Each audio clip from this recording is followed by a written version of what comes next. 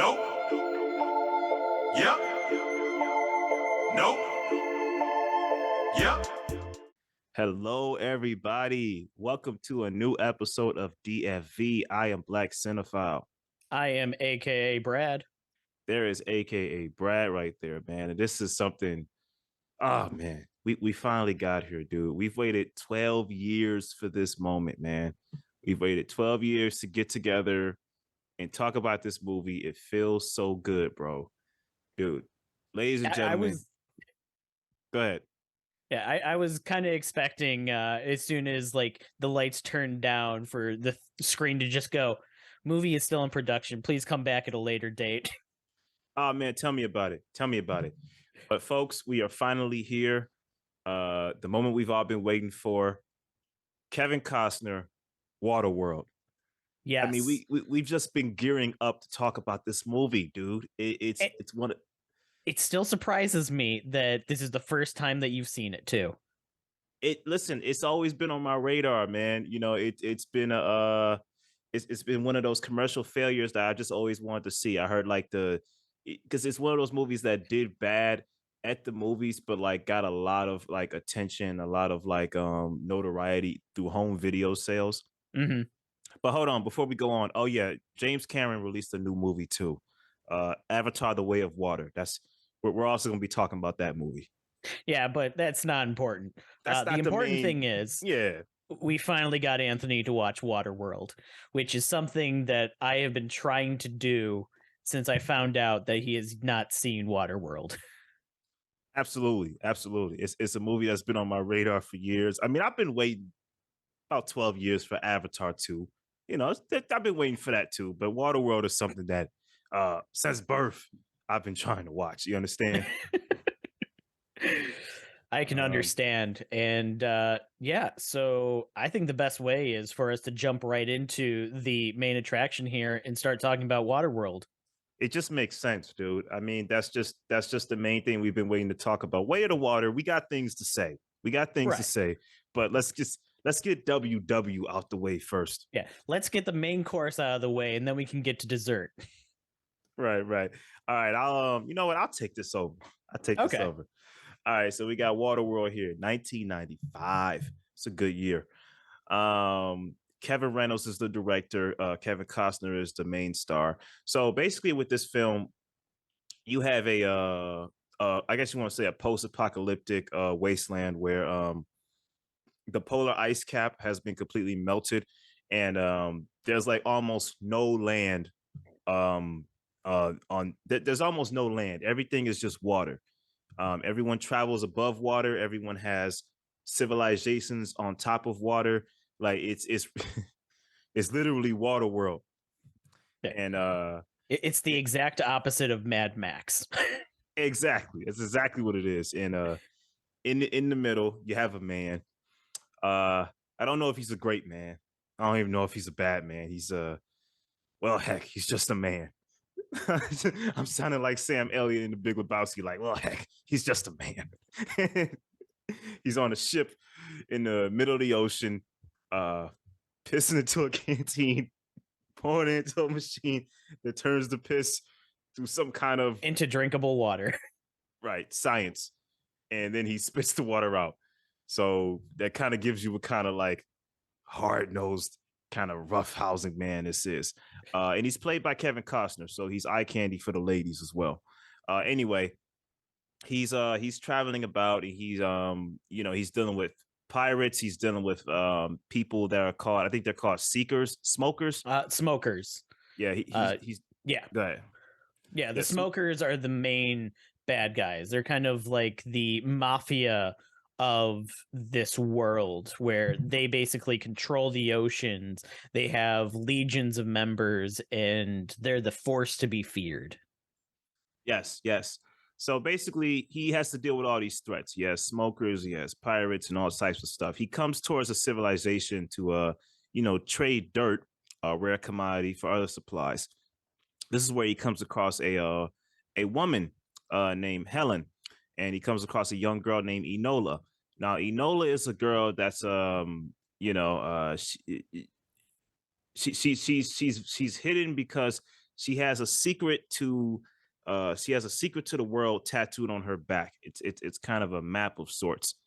And I believe did the map have to do with like finding dry land, or like what did the map have to do with? The map was a urban myth of where they could find the last remaining dry land, because in this world the idea of dry land is always seen as like this urban legend. Nobody's seen it anymore, but then people come about with like dirt, like the Mariner does, where everybody goes, but how'd you get it? Where did it come from? Because it had to come from somewhere, which means that there's land somewhere, but nobody knows where this land is.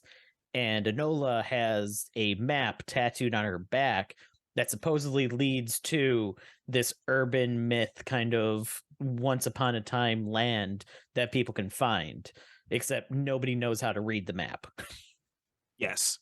So one thing leads to another, and Kevin Costner's unnamed hero, we're gonna call him the Mariner. He gets caged Mariner. up. The Mariner. He gets caged up, because sake of plot, we'll just call it that. We'll dig deep into it later. The place gets raided by a group of seekers led by the Deacon, my main man Dennis Hopper in the building. So an escape plan is led by Helen, played by Jean Triplehorn, who grabs Enola and grabs the Mariner, and they leave on the Mariner's Mariner. And and therein begins the plot of Waterworld, as it becomes a cat and mouse chase of the Deacon's people trying to find Enola, understand what the map on her back means. And basically everyone's just trying to find dry land, and we're trying to learn more about the history behind the Mariner, why he has literal gills and he can breathe underwater. So in a nutshell, that's Waterworld, man. Dude, I gotta say, for a first time watch, this looks good for a 1995 movie. It does. I remember this movie very fondly, and I forgot how well some of the effects and kind of ideas were done, because it's a future post-apocalyptic kind of world. So there's a lot of weird little gadgets and everything, and I still love his boat at like the beginning of the movie, where we see him kind of cranking the boat and bringing the sail up like almost immediately to chase down the what was it, the package that had drifted up to the top of the water to get it before some of the smokers can that are going after it. And then he immediately takes out another boat for another drifter that's kind of out there that stole his limes from his boat when he was underwater. I made a mistake. It's called a trimar. It's called a trimaran. It's not. He is the Mariner, but they're sailing his trimaran. Yeah, I couldn't remember what he calls his boat, but yeah. Right. Yeah, dude. Like, looks pretty good for its time. I can kind of see how this was a fail, though. Like, I could see how it became a fail, but I could also see how it probably would have been a coin toss whether this would have been successful or not, because it looks like Mad Max on water, and maybe some people weren't really interested in that, because it's like Mad Max on water. Who wants to see that? Yeah, it is a very interesting concept, and it's one that gets kind of thrown around as like a joke when people are talking about post-apocalyptic kind of things, is, oh no, everything's covered in water, and it's done very well, though, for a movie that like is seen as a joke to most people. It is very well built up for this universe, where you have these people that are living off of the water, and it's all salt water, so they can't drink it. So you have them basically living off the commodities of finding fresh water, or finding a way to turn the salt water into fresh water through little gadgets and machines, where any kind of water source is incredibly rare in a world that's filled with water. Yeah, absolutely. Dude, I gotta say, man, I really miss Dennis Hopper, bro. He is so great in this movie, dude. I love him as the Deacon. Oh, I love when he shows up. Well, not actually when he shows up, but after the fight goes down, whatever, he comes up to there's two guys. One guy hung up right here, another guy hung up right here. He goes, first guy to tell me what happens lives. Or Where's no, the first girl? person to tell me where the girl is lives. Right. So they both start talking at the same time, one before the other. He shoots the one guy. Then he asks the one guy, it's like, "Where's the girl? Where's the girl?"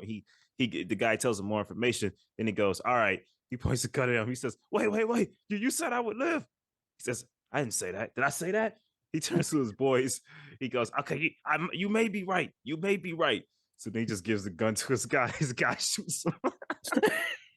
I love how he has like that kind of professionalism about him, where he's like, Right. I did say that. I will let you live, but they'll decide, I guess. Right. I like I like his method of deference. Like when his eye gets popped out and they put Oh, the God. prosthetic eye in his thing. He says, "How do I look?" "Oh, you look good, boss. You look really good." He asks his daughter, "How do I look, hon?" "You look like crap." Mm, "Yeah. Always trust your children. They'll never lie to you." right. Kids aren't capable of lying. Yeah, man. I just think he was a terrific villain, and I think Dennis Hopper brings a great kind of energy to the role where it's like it's a villain that you love to hate. You know what I'm saying? Mm, I feel like if anyone else played that role, I don't know if they could have played it with as much pizzazz as Hopper. yeah.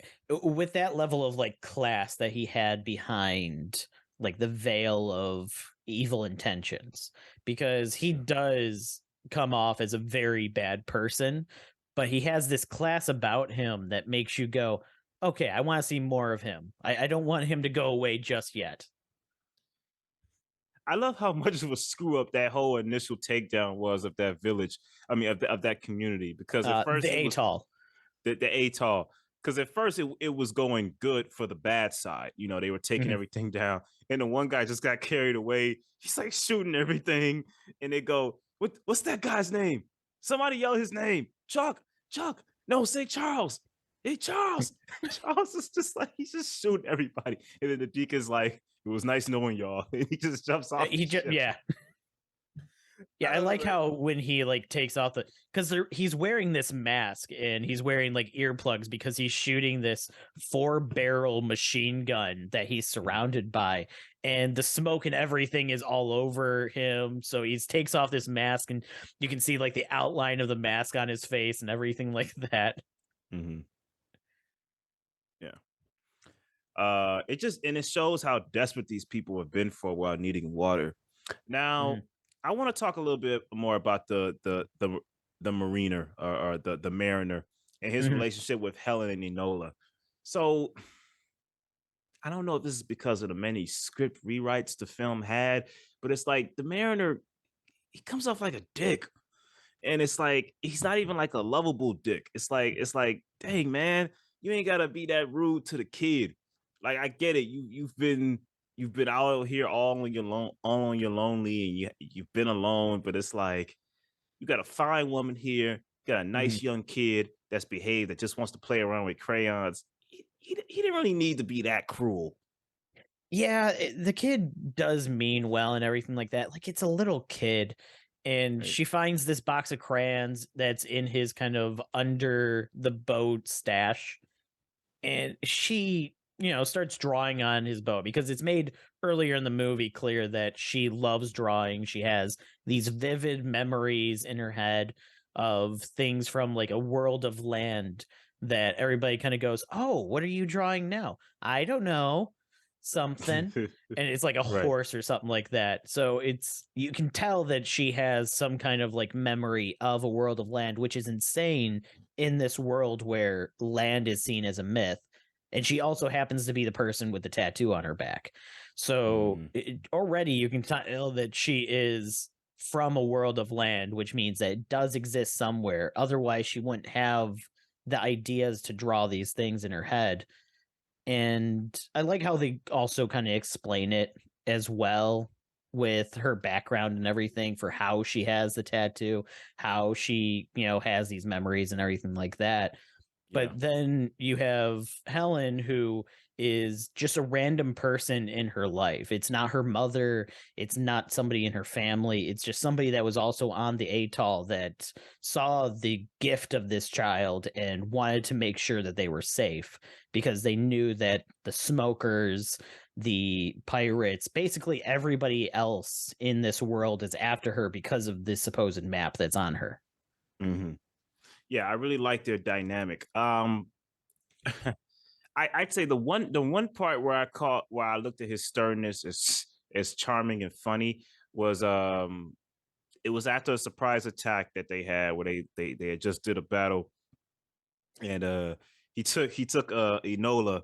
Wait, no, Enola's the young girl, but he took Helen, and he pinned her down and started cutting her hair. He was like, "You don't touch any of my things on my boat." And then Enola got smart with him, and you just cut two, and then both of their hair is short, like cut off. Yeah, she said sorry. When somebody says sorry, you're supposed to respond to them. And his response to that is cutting off her hair as well. Yeah, like obviously the man has great communication tactics. Right. Yeah. Uh, He's a great hero for the story. right. Yeah, but I feel like some of it was charming, but again, it's a 90s movie, so I kind of had to take it with a grain of salt. Like, that's kind of how the douchey anti-heroes were back then. Yeah. The rugged, manly man, not taking no sass from anybody kind of person. Right. And you got the classic scene when they first get on the Mariner, where she's like, look, don't kill the kid. I can offer you something. You've been without a woman for a long time. She just takes the clothes off. And, he just stands there and he just goes, no. Yeah. I forgot about that because it happens again when she trades with the one person for the paper, and she's like, you can have 30 minutes and everything like that. And it's like, I forgot about these scenes in this movie. I thought he was the one that said he could have 30 minutes. Like, I thought the Mariner was the one. Yeah. That's it. The Mariner said you can have 30 minutes with her. Dude, Kim Coates from Sons of Anarchy. I didn't expect to see him in this. Yeah. Well, it's one of those movies that has a pretty decent lineup of stars that you wouldn't expect to pop up. But you got to remember, this is 95. This is when some of these actors were kind of just in the middle of their careers or just a starting point. Right, so right. It doesn't seem as out of left field when you put it into that perspective. Dude, Jack Black was in this? Was he? Yeah, they said he played Smoker Plane Pilot. I don't remember seeing him, but apparently he was in this movie. Wait, the pilot at the beginning kind of battle, or the one near the end that they took the plane from? I'm not really sure, but they said Jack Black is in this. It's a small role, obviously, but he was in this movie. I didn't recognize him in either of the roles. It must have been from the starting one. That's the one that would more look like him. Okay, could be. Yeah, a nice lineup of stars in this one, man, for sure. Dude, I gotta say the set design on here is great. It's a shame that this movie was such a commercial failure because a lot of money was poured into this, and the sets were used very well. Like even with that final fight on the oil rig, I think that was an oil rig, right? Yeah, it was an oil rig. Yeah, like that whole setup was great, man. Like in the special effects and everything. Like this is a very well spent movie. Oh yeah. I mean, for coming up with these kind of like boats and the way that they travel around in this world, it's done very well, especially when we get to see like other drifters and stuff. In the beginning, we get to see the atoll, which is the giant city that floats. Then we have like the different kind of boats, like the kind of, I'm trying to think of like the best way to describe it, but the pirate's mast that's kind of everything's on the top end of it. So it's very, high up and everything for where everybody stands on the boat. But that's the one where he gets caught off by surprise by the smokers who came and killed everybody. And they had them all like wired up. So they were like waving and everything Right, to right, him right. too. Yeah. Terrific final battle. I enjoyed Mhm. it. I love the whole setup of it. Um, I don't know if this was a setup for a sequel, but just to touch on the ending a little bit, when they when they finally find the dry land, Mhm. and the mariner has a little bit of back and talk back and talk conversation with Enola a little bit, and then finally the dude just builds a new ship and then just ships off while they wave him goodbye. I'm like, what? Well, you got to keep in mind he's a mutant. He has gills, he has the webbed feet, so he feels more at home in the water. He feels more at home being a part of that world because keep in mind that he's been alone basically his entire life. And he wanted to get rid of these people immediately. He didn't want to take, Helen and Nola originally. Then they have Gregory join them, and he's literally dragging this cavalcade of people with him that he's like, I don't want to deal with any of this. I don't think this place is real. Can you please leave me alone? No, you promised to take us. Oh my god, please just let me go. He's the worst hero of all time, bro. Right, yeah. He doesn't change at all by the end of the movie. No. He's like, okay, so look, I know we hooked up. You're a fine girl, but Mhm. deuces. At peace. I'm I out. gotta. I know I was your surrogate dad for a while, but you got your mom and you got this old guy here. I'm just gonna dip out. You also have the skeletons from your real parents. I think you're gonna be fine. Right, and then all of a sudden, directed by Kevin Reynolds. Right, yeah. That's the end of the movie. I was like, wow, that was brief. Right. Yeah, it's a very like somber kind of moment where you're just like, oh, they're leaving. Oh, well, okay, that's over. I go. Yeah. Didn't even give it room to breathe. There wasn't even like one of those classic scenes where she goes, we don't know his name, but Jack, and she runs after him into the Mhm. water. Don't leave. You have a family here. There was none of that. It was like, Yeah. nah, I'm gone. It was just waves and roll the credits.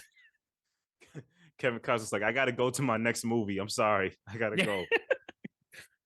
My planet needs me. Right. Yeah, man. Overall, this was a pretty solid first watch. I enjoyed it, man. I could see how this was how this regained life on the home video sales. I could see how this was Mhm. probably a hard sell in theaters. I would give this a 3.5 for what it Yeah, is. it's a solid 3.5 movie. It has some great set design. Yep. It has some great concepts and everything. The plot is pretty decent.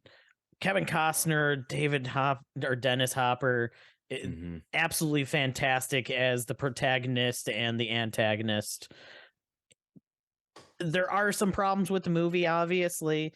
It has some weird pacing going about it at Yeah. times. The kind of concepts of just floating around get old.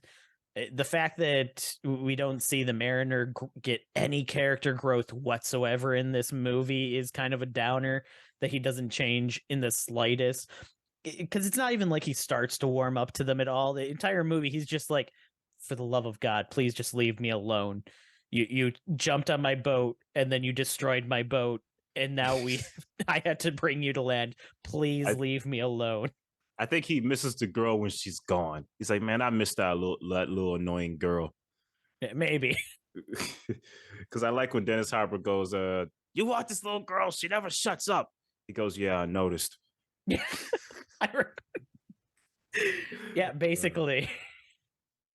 All right, man. So that'll do it for Waterworld. Now let's get to the real main attraction here. Something we've been waiting 12 years for.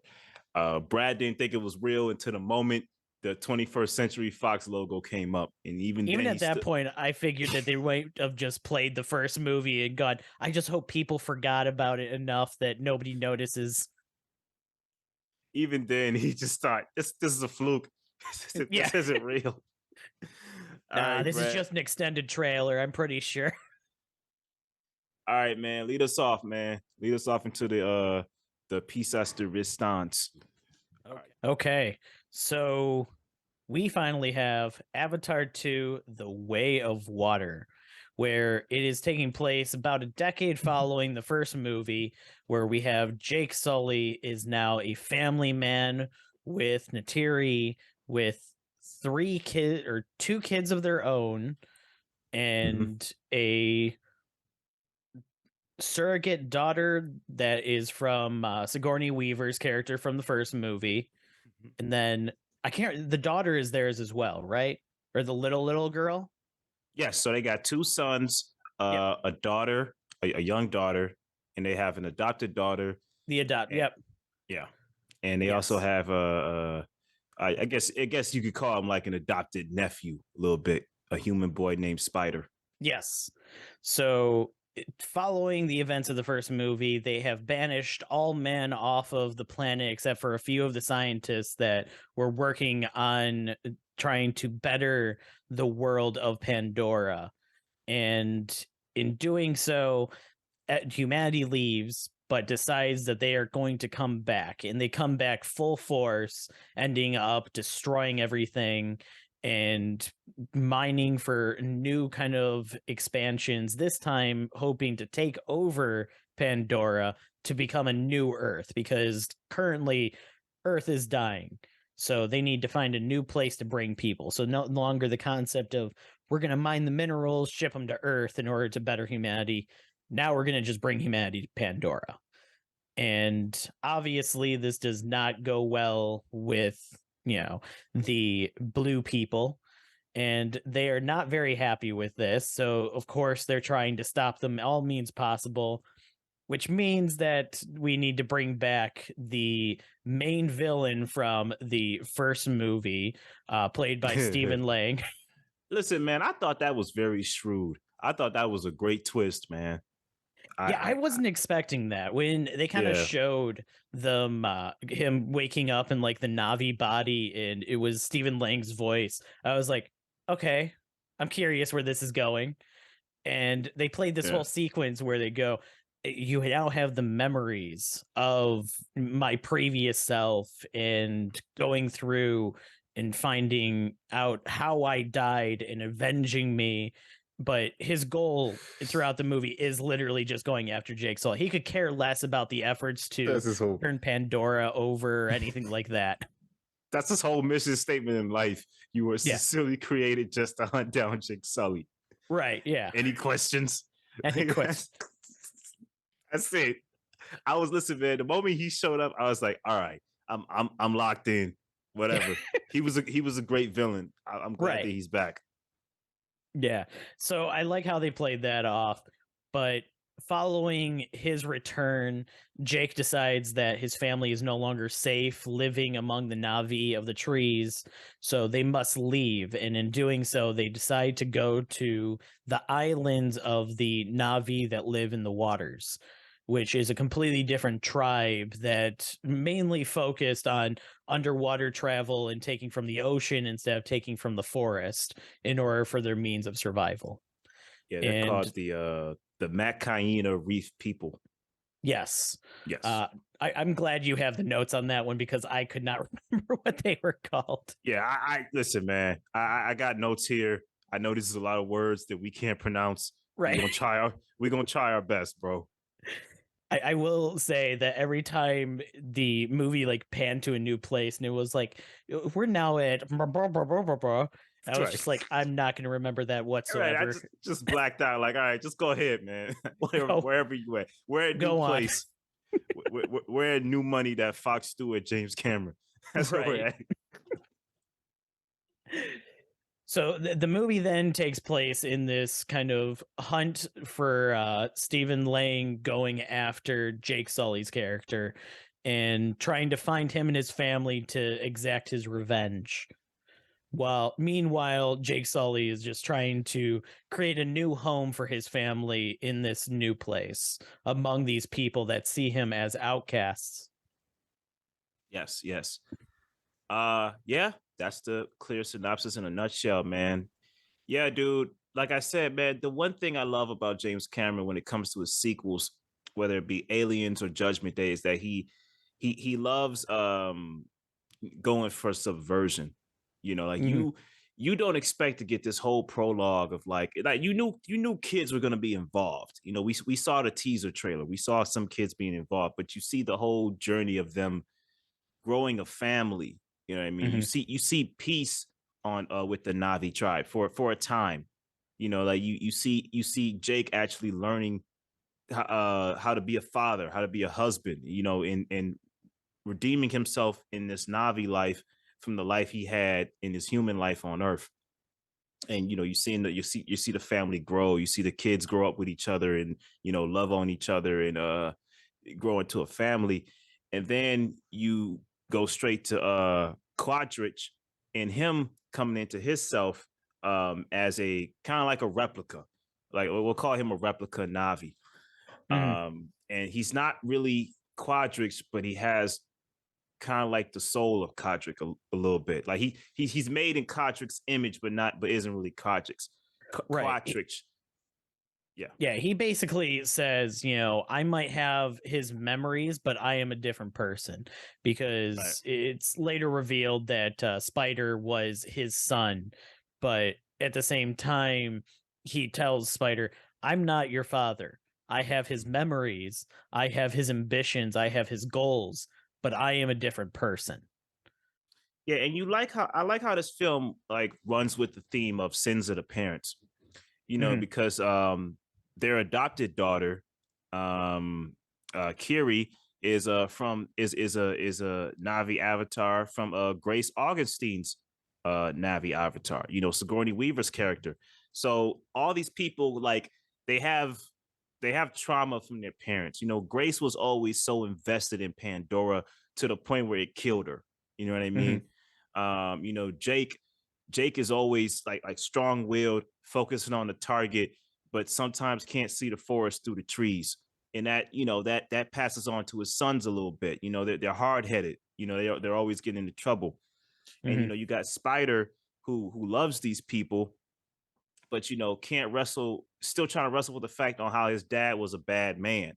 You know what I mean? And now he has to actually live with a replica of him in order to stay alive and try to keep him off the scent of Jake and his family. Right. So I like how the trauma passes on to the kids in this movie. Yeah, it's very much a family story instead of a story of Pocahontas, kind of.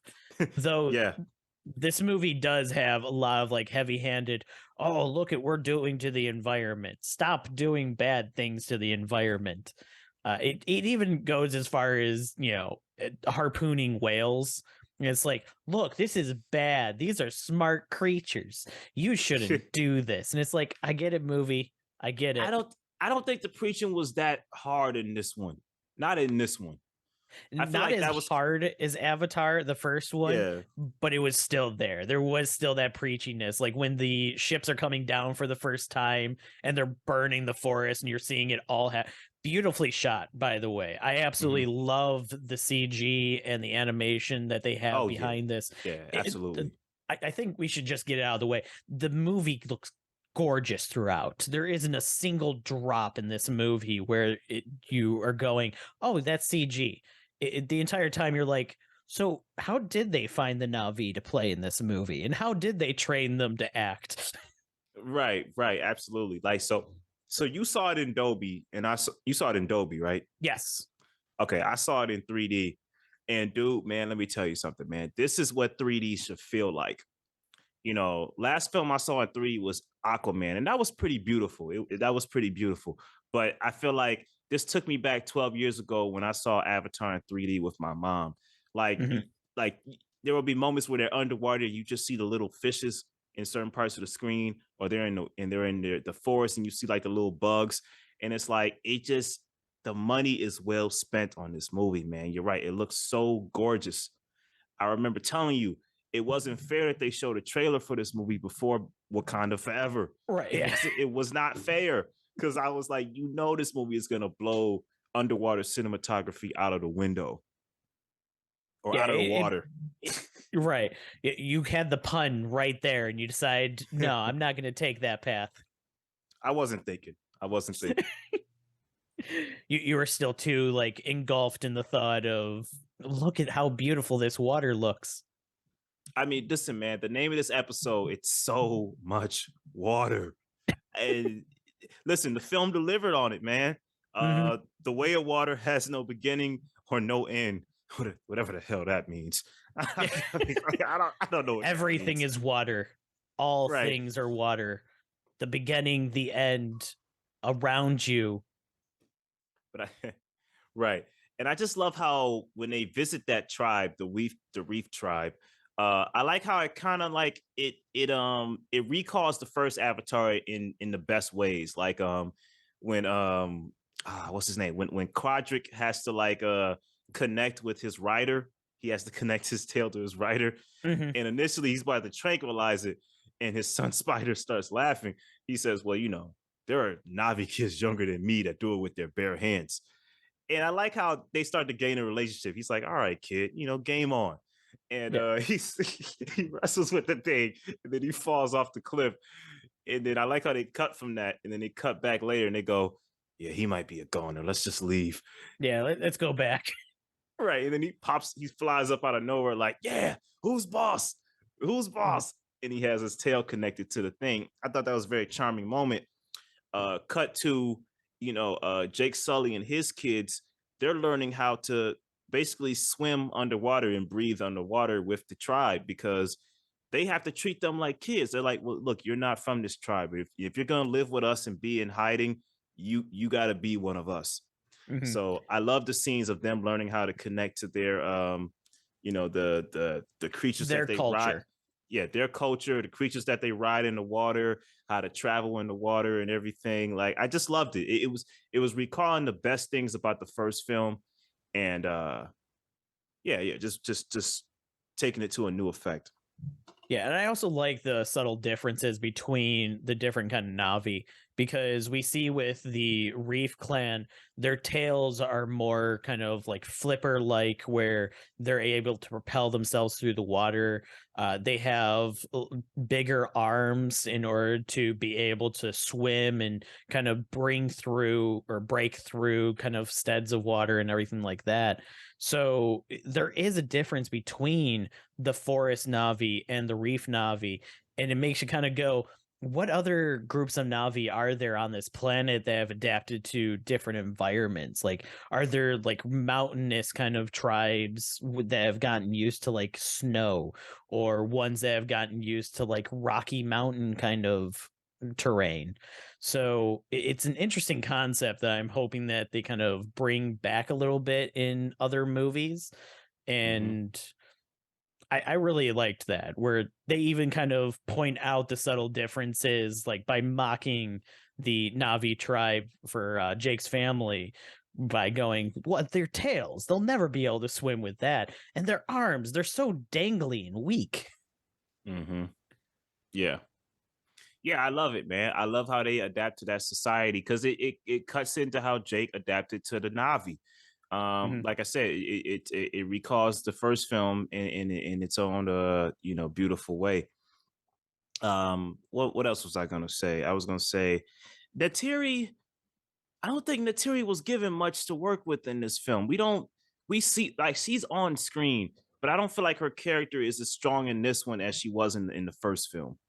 No, she's very a tiger mom in this movie, where Yeah. everything's about protecting her kids. Where are my kids? I got to protect my kids. Let's go protect our kids. That's basically all her Hey, do you lines know in where the this movie kids are. are? Yeah, where are the kids? Yeah, I feel like she's not given as much depth here as she was in the first film. In this one, she's just like, oh, she's mom. She's just mom. Yeah. I will say, before they like leave the original tribe in order to protect their family and everything, the line from the trailer plays, and the whole, this family is everything. And all I could think is, oh, he said the thing from the trailer. All right. I said, dude, as soon as it started, I turned straight to my wife. I said, this is the scene. This is the Yeah. scene. This is the This line is I it. keep saying. This is the scene. We can leave after this. We saw it. This is the line I always say to you every time this trailer comes on. Yeah, man. Yeah, when that scene finally happened, I was like, all right, awesome. We finally got that out the way. We finally did it. Dude, did Nicole Kidman show up on yours? Yeah, that one played. I can't believe it. The moment they told me put my 3D glasses on, I said, wait a minute, no Nicole Kidman? Because I know that they didn't film her in 3D. Yeah. But nope, sure enough, Nicole What if Kidman they did though? What if for this special showing they reshot it all in 3D? That would be crazy. That would be crazy. Or if they had an underwater theater, an underwater AMC theater, and all the little Navi kids are just flying up in the theater.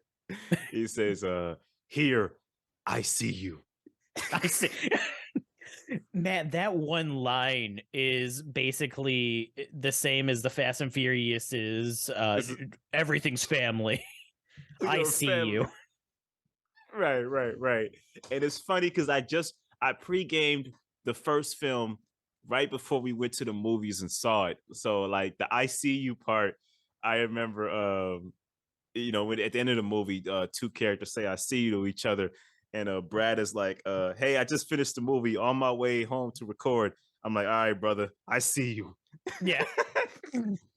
Which I think was hilarious because it played in my car because I was driving at the time where it was like, okay, I see you. Oh, so So it was the robotic voice in my car just saying it. Oh, that's funny. That's hilarious. Yeah, man.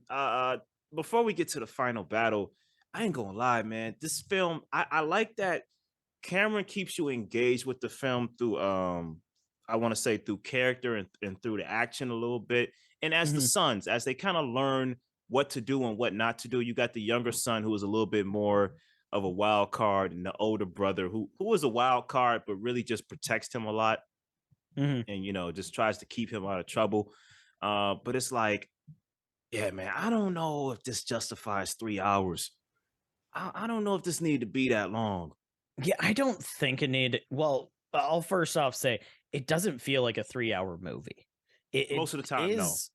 Pretty well paced. I would say a good 90% of the movie is very well paced, but there's a couple scenes that basically just feel like repeats of prior scenes where it's like, don't do this. I already told you. Like, I'm sure that there's a solid like 20 minutes that you could cut from this movie of just Jake Sully going, what have I told you kids before about causing trouble? Mm-hmm.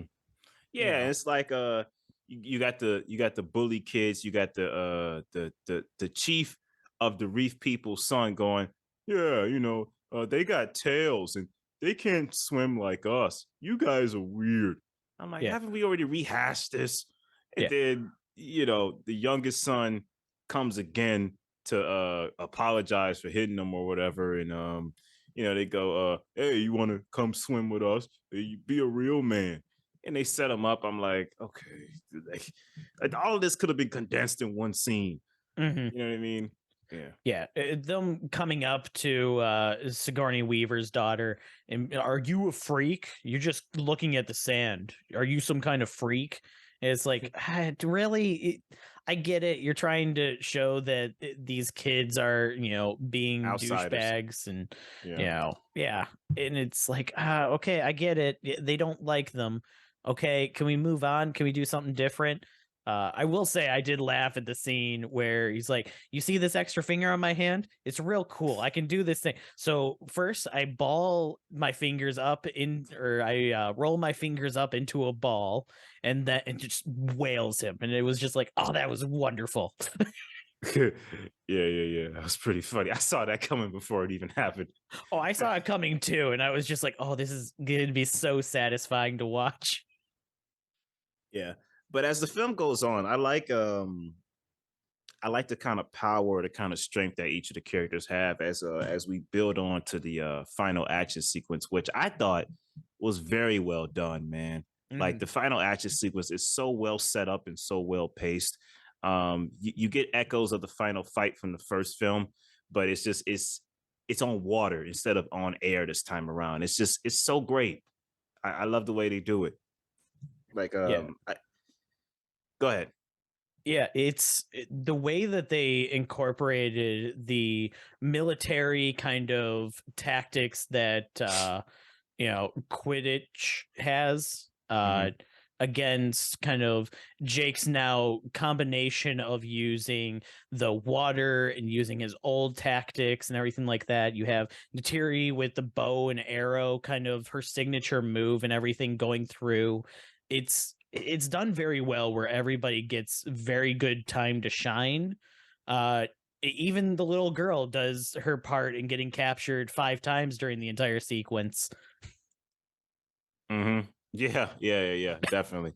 I love how she goes, I can't believe I'm handcuffed again. Yeah.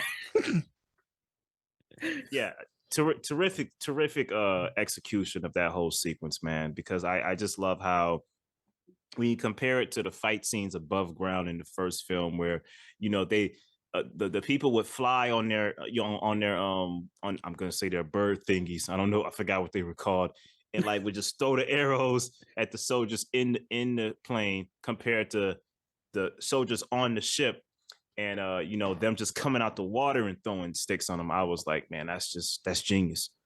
Kind of makes me wonder how they're gonna shoot fight scenes in Avatar 3.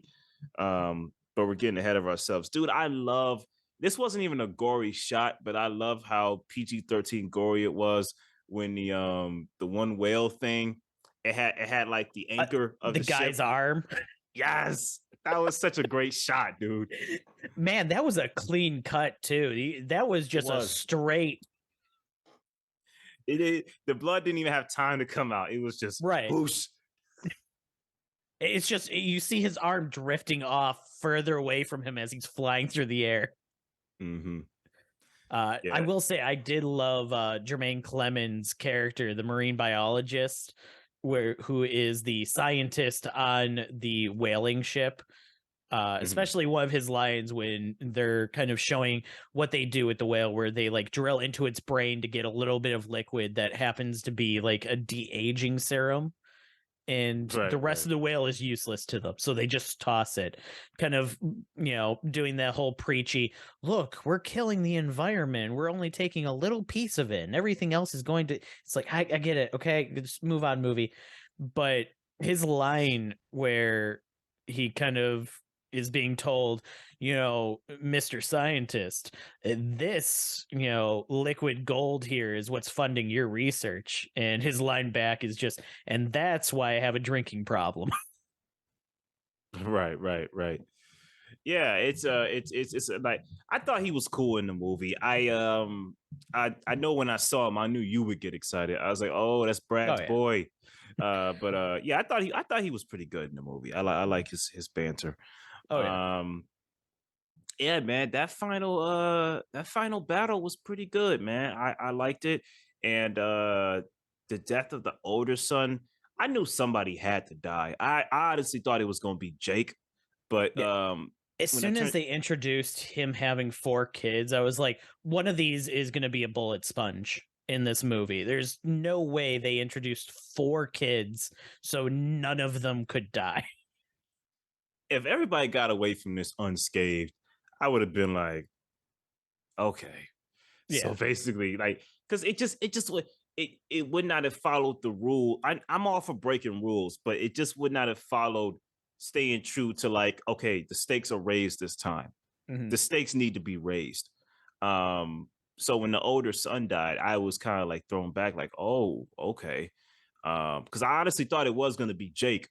Or I was going to think, okay, Natiri doesn't have that many scenes in this movie, or she's always worried about the kids. Something might happen with her. We're trying to protect one of the kids. But when it turned out to be the elder brother, that really hit me, man. I was shocked by that.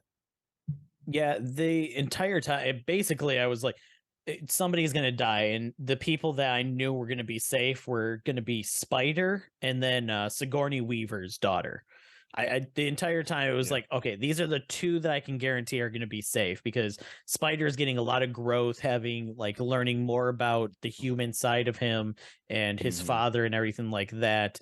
Also, having been with the Navi for so long, he's his world as well. So he's going to have a very interesting viewpoint come the third movie. They're not going to throw him away. And then with Sigourney Weaver's daughter, I'm sorry, I can't remember what Sigourney Weaver's character's name was in the first movie. Kiri. Grace. Grace, yeah. But yeah, for Kiri, with her having like that better temperament or better kind of contact with the motherland of Pandora, it was like, okay, she's gonna stick around. She's gonna become like a main focus in one of the future movies. I guarantee it.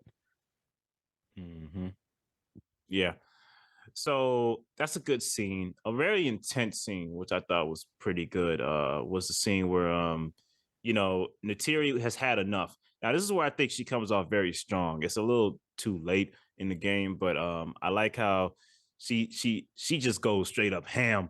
Like Mitchell's in the machines, kamikaze mom on the ship, just killing everybody to the point where Spider starts to hide a little bit. Like, I don't know if she might kill me and might mistake me for a human. You know what I mean? Well, I think that at that point he's like, I've been with these people. She never really saw Spider as one of them. She always saw Spider as an outcast, or what was it? The lost cat of the Navi. Yeah, So, exactly.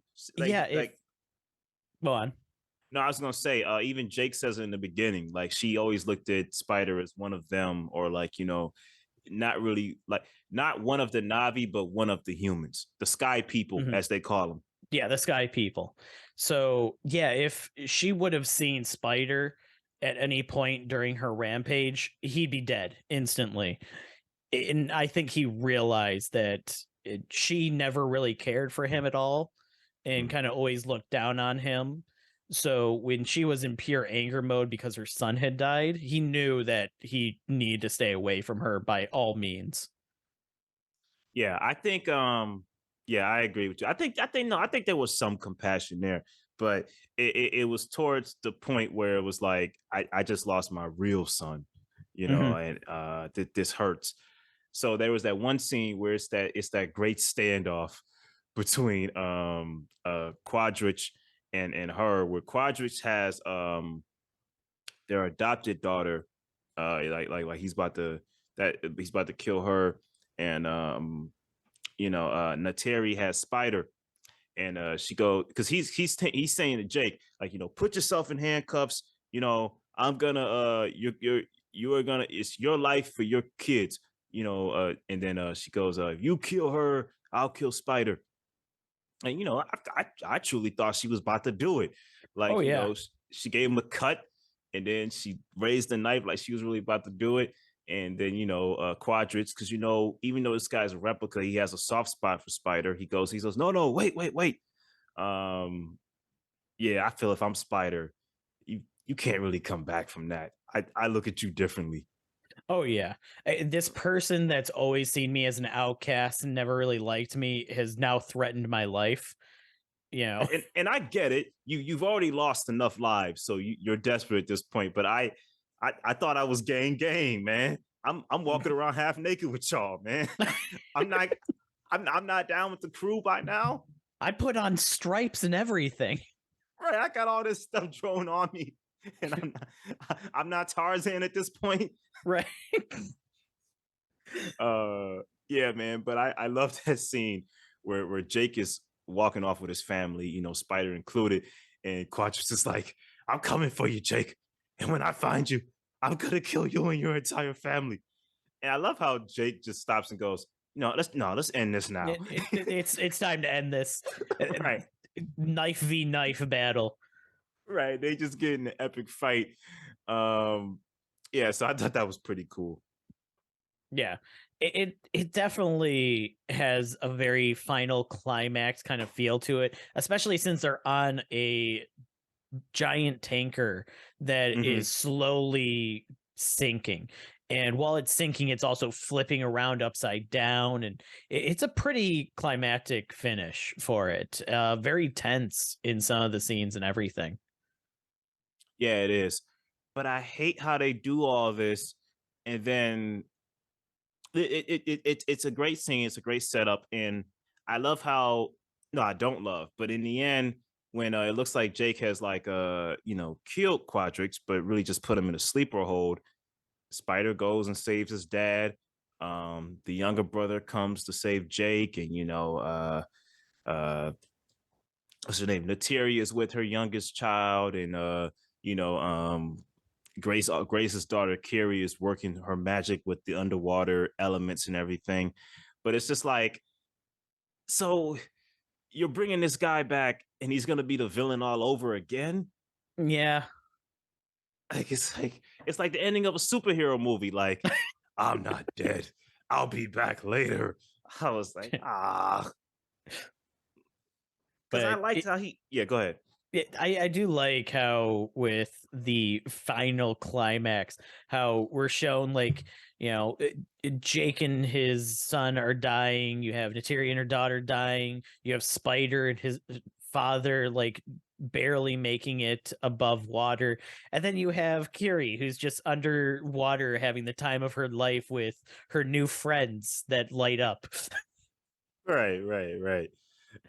Yeah, Carrie just had it made this whole time, man. She was Yeah. just chilling while the whole battle was happening. Like, I'll catch up with y'all later. I'll You send these guys have little fun with that. I'm going to go play with my new friends. I'll send these little white things to you because I'm misunderstood to come save you last minute. Right, yeah. Yeah, I thought that was pretty cool. Um so when it's all said and done, I like the little epilogue. I like how Jake and Natiri have that moment where they're by the I believe, what was the tree underwater or was it on ground? It was the underwater source of all life. The underwater source of all life, where they have that moment where they reflect on when their oldest son was growing up, and showing the years of him growing up and showing them how to hunt and everything, and they have that moment of peace in the end. Mhm. you know And then there's more like before that with Spider and Quadrich, where Quadrich was like, all right, son, let's get out of here. And Spider does the whole yeah, and he just jumps in the Yeah. water. Just nah, I'm not coming back with you. But I like how that leaves a seed of doubt for the future, because he's definitely conflicted now. Mhm. You Yeah, know, he's had this bonding experience with his father, which is somebody that he had only heard of stories about as this terrible person. Then he got to see him for real, both be that terrible person, but be a very compassionate person and very kind of kind person to him personally. Because he yeah. also sees how his father is when he's looking for Jake, and he's burning down villages and he's killing people mindlessly and causing all this mayhem just to try and get Jake out. hmm yeah, definitely. So I really feel like this film does improve over the original film. Like I said, Cameron just never fails at sequels. I believe he Mhm. brought something original and fresh here while paying homage to the original. Uh, a little just too long, man. Too long, excessive runtime. But I do believe great action as always, great set piecing and everything. I give this off first watch a 4 out of 5. Yeah, I can agree with that. It's somewhere between a 4 and a 4.5, but Somewhere there.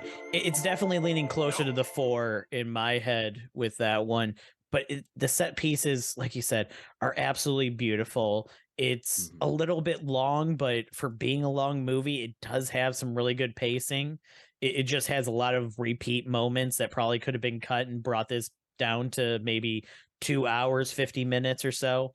Yeah, this it, the ending climax is great. A lot of the battles in between are great. The world building is on another level, because that's one thing that shined in the first Avatar movie was the world building, and that just continues in this movie, pat for pat.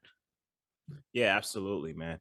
I probably will see it again in Dolby, like maybe Dolby 3D, because there were some scenes that I did miss. And I love how when James Cameron is asked about that, he says, dude, you can go to the bathroom and miss some scenes. Just come back and see it a second time and, Right. and see what you missed. Like, I need to make this money back.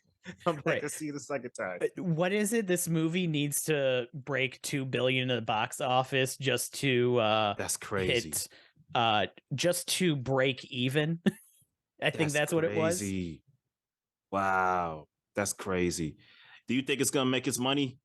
In theaters, no. If I'm being honest, I don't see as big of a rush for this one as Avatar. But at the same time, when you think of Avatar, that movie had a very lackluster opening weekend. It was people getting word of mouth after that opening weekend that pulled it up, and it kind of had this weird like curve where it like rose in popularity as it was in theaters longer. So we might kind of see that with Way of the Water, where after people see it and they go, no, you got to go see this. It'll probably bring people into the theater for it. $2 billion though? No, I don't know, don't man. think so. It's been 12 years and people have been waiting, and I don't know. We'll see. We'll see. But yeah, I mean clear winner here, man. We got the Way of Water. I mean, it's just clear win. I mean, is it though? You know, I wrestled with it for a while, but I just gotta say, dude, Waterworld was great, but Way of the Water, I gotta go with that, man. I get a slight edge to Cameron, just a slight edge. You know what? If you're kind of like, it's the better water movie. There you go. There you go. It's so much water. It has the most water. It has the most water. Well, no, technically, Waterworld has more water because we actually see land in Way of Water. But water takes up most of the runtime. That's true. If we're counting minute by minute, yes. All right, we got.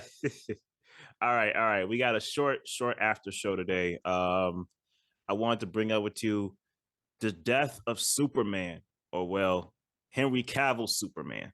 Yes. Yeah, with James Gunn taking over, they're clearing house.